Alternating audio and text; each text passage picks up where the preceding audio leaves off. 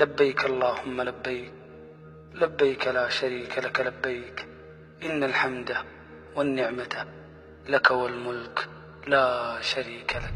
waxaa maanta malaayiin muslimiin ah ay taagan yihiin banka carafo halkaasi oo ay ku gudanayaan acmaasha xajka maadaama xajka uu ka mid yahay shanta tiir ee islaamka. xujayda ayaa kasoo kici timay magaalada maka iyo deegaanka mina oo ay ku sugnaayeen maalmihii dambe, waxa ayna maanta taagan yihiin carafa. dowladda sacuudiga ayaa si weyn u soo dhaweysay xujayda sanadkan iyadoo ay dhistay dhismooyin cusub oo ay ku jiraan teedhooyin si ay ugu fududaato xujayda gudashada acmaashooda barakaysan.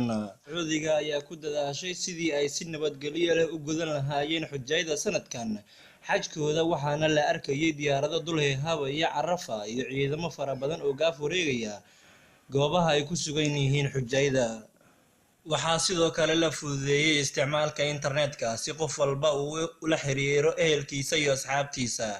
dad ka badan 2 milyan ayaa haatan ku sugan carafa oo ay Soomaali ku jirto, waxaana Soomaalida sanadkan gudanaysa waajibaadka xajka lagu qiyaasay 9,500 oo qof.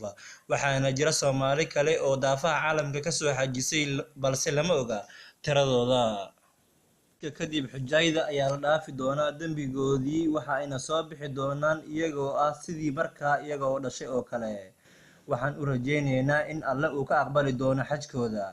dhanka kalena muslimiinta dunida ku nool ayaa maanta sooman si iyagana loogu dambi dhaafo 2 sano dambigoodii, waana sanadkii tagay iyo sanadka soo socda.